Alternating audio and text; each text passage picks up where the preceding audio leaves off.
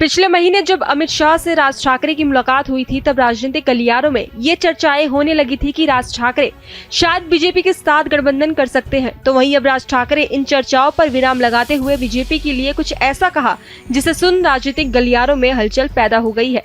बता दें कि शिवाजी पार्क में एक रैली को संबोधित करते हुए राज ठाकरे ने बिना शर्त के बीजेपी का समर्थन करने का ऐलान किया है। उन्होंने उस मुलाकात के बारे में भी बताया और अपने कार्यकर्ताओं के सामने अपनी आगे की रणनीति भी बताई।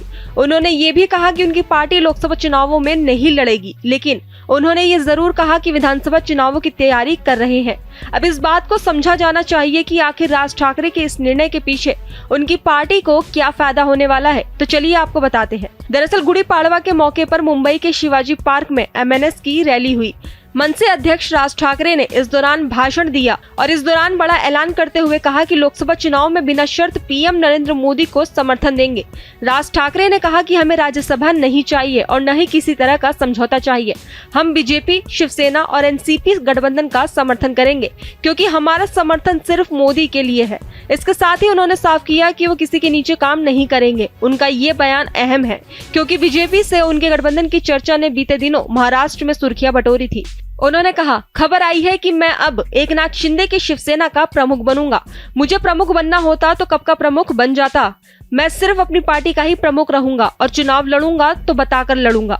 तो वही अमित शाह के मुलाकात पर राज ठाकरे ने कहा, मुझे कई दिनों से महाराष्ट्र के सीएम एकनाथ शिंदे और देवेंद्र फडणवीस बोल रहे थे कि हमें साथ आना है, लेकिन कैसे आना है ये समझ नहीं आ रहा था, इसलिए मैंने अमित शाह से मिलने का समय मांगा।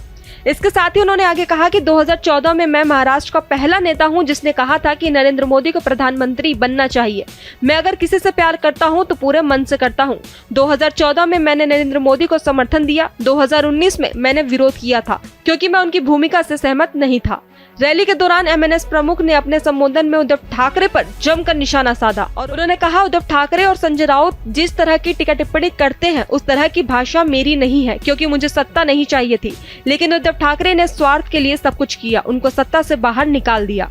तो वहीं आखिर में राज ठाकरे ने पार्टी कार्यकर्ताओं से विधानसभा चुनाव के लिए तैयारी शुरू करने की अपील की। उन्होंने कहा, मैं महाराष्ट्र नवनिर्माण सेना के अपने सभी साथियों से अनुरोध करता हूं, एक बेहतर संगठन बनाएं। आप विधानसभा की तैयारी शुरू कर दीजिए। तो वहीं दूसरी तरफ बता दें कि महाराष्ट्र में इंडिया गठबंधन के सहयोगी दलों के बीच समझौता हो गया है। इसके लिए कई दौर तक मंथन हुआ, पार्टियों के बीच विवाद भी हुआ। आखिर में महाविकास अघाड़ी की गाड़ी चुनावी पटरी पर दौड़ लगाने के लिए तैयार हो गई।